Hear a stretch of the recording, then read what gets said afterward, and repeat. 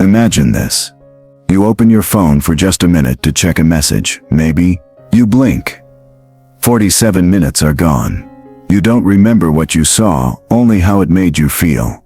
A little emptier. A little angrier. A little more not enough. Meanwhile, somewhere in a cold room with no clocks and no windows, a machine is watching you. Not your face, but your attention.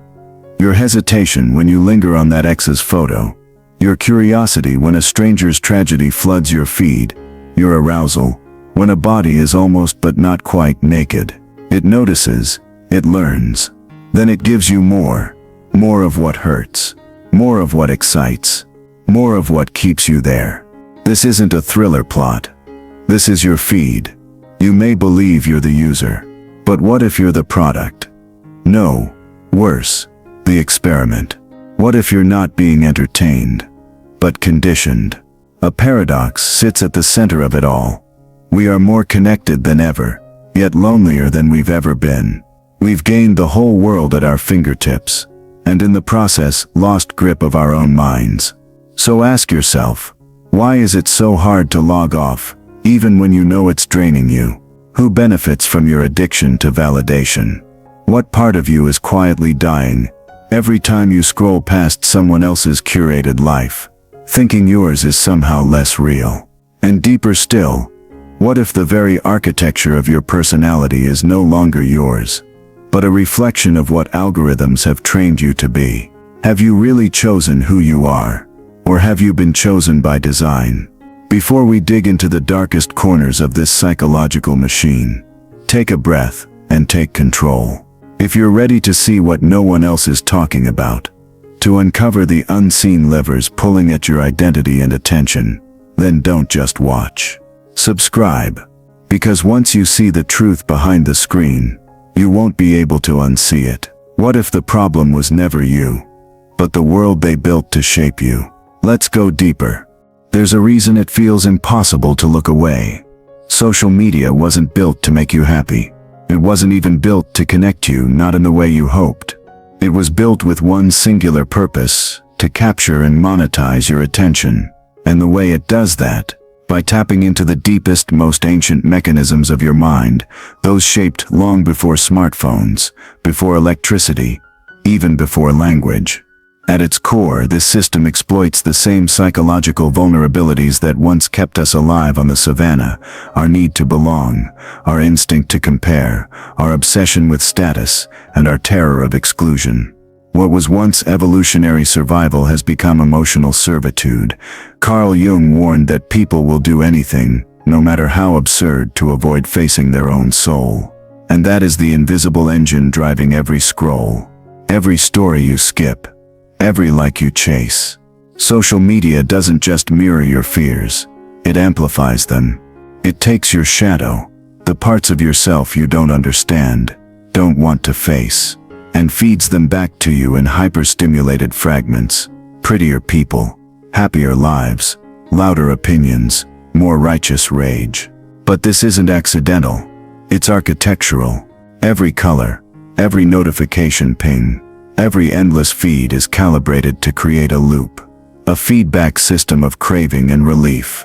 Behavioral psychologist B.F. Skinner called it the variable reward system. Give a mouse a treat every time it pushes a button, and it will eventually lose interest. But give it a treat randomly. It will push the button until it dies. That's not hyperbole. That's proven. You don't get a dopamine hit every time you post. Just sometimes. Enough to keep coming back. Enough to turn habit into compulsion. And yet it goes deeper still. Friedrich Nietzsche wrote that insanity in individuals is something rare, but in groups, parties, nations, and epochs, it is the rule. What he didn't know was that one day, those groups would be formed by invisible algorithms. Social media doesn't just link people, it isolates them in echo chambers, weaponizes their outrage, and then sells that outrage to the highest bidder. The chaos isn't a side effect, it's the product. And the most disturbing part, you think you're choosing, you think you're free.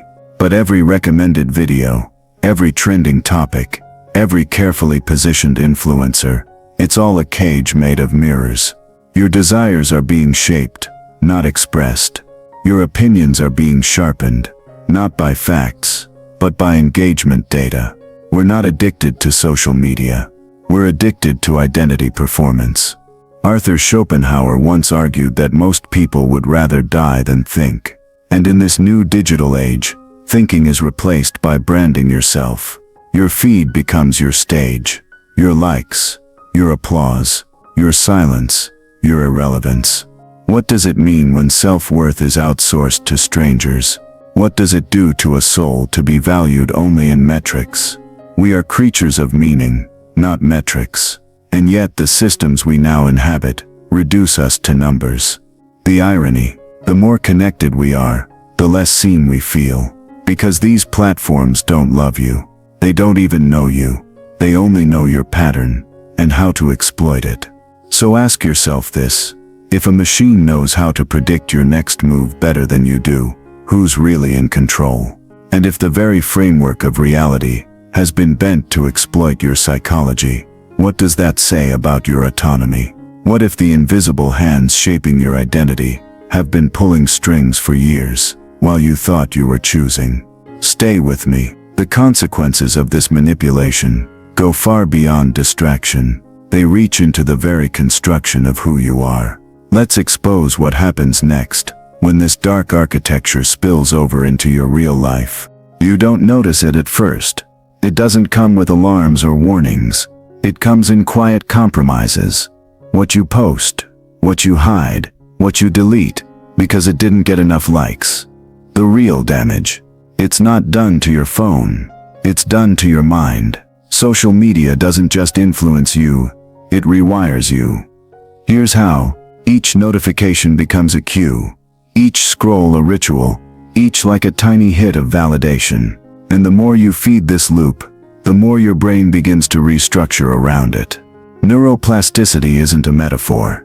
Your brain physically changes in response to what you do often. And in the digital age, what you do most is compare, scroll, and react. This is the silent architecture of identity collapse. You begin to measure your worth not by who you are, but by how you are perceived. Not by your values, but by your visibility.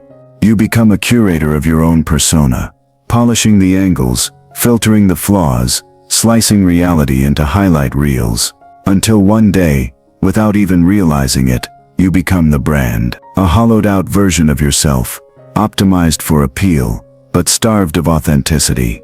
And this fragmentation doesn't stay online. It bleeds. You start avoiding silence. You can't sit in a room without a screen. Every quiet moment feels like withdrawal. You begin fearing boredom like it's death itself. But boredom is where the self is built. Reflection, depth, creativity, these are born in stillness.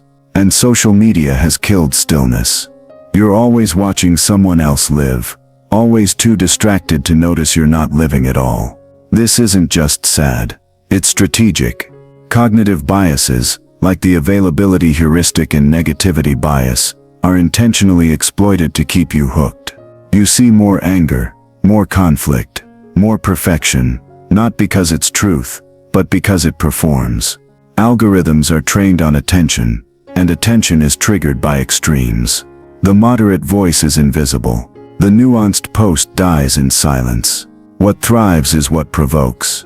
And so you learn, be louder, be bolder, be someone else. Jean-Paul Sartre once said hell is other people. But what if hell is other versions of you? The ones you've built to survive online, but now have turned on you. The influencer, the perfectionist, the provocateur.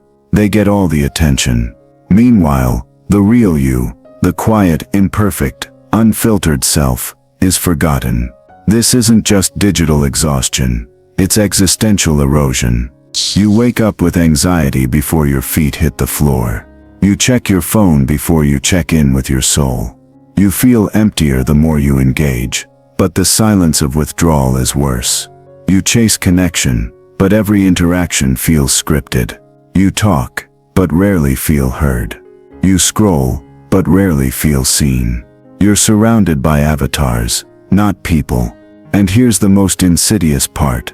You blame yourself. You think you're the problem for not being productive enough, attractive enough, liked enough. But what if the system is designed to make you feel that way? What if insecurity is the fuel that keeps the machine running? Aldous Huxley warned that the future wouldn't come through tyranny, but through pleasure. That we would be seduced into surrender. That we would learn to love our chains. And here we are, enslaved, not by force, but by preference. Addicted to our own reflection in a black mirror that never truly shows us who we are. So, where does this end? When the performance replaces the person. When we forget how to be alone without being lonely.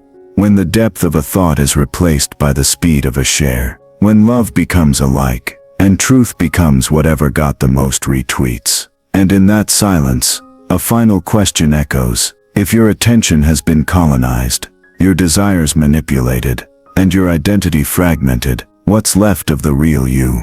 It's not too late, but breaking free will require rebellion, not just against the platforms, but against the parts of yourself that became comfortable in the cage. And rebellion always begins with awareness. You've been asleep with your eyes open, but now, maybe for the first time, you're waking up, and it stings. Because the truth is this: you've been complicit. You didn't just fall into the trap. Part of you chose it. Why? Because it was easier to perform than to be, safer to be liked than to be known, more convenient to scroll than to sit in the discomfort of your own silence. But that was then. This is your rebellion. And the first act of rebellion: unlearning. You must unlearn the lie that your value depends on visibility, that your thoughts need approval, that your worth is tied to reach. This will feel like death at first, because it is a death of the false self, the avatar, the projection, the noise. But what rises in its place? Let's go back in time, not to the age of smartphones, but to the age of philosophers. Nietzsche spoke of the Übermensch, not a superhero, but a person who creates their own values in a world where old truths have collapsed. This is your task now. Not to delete your social media and vanish into the woods, but to rebuild your mind from the inside out. Create your own metrics. What if success wasn't likes, but how often you think deeply? What if beauty wasn't filters, but how tenderly you treat yourself when no one's watching?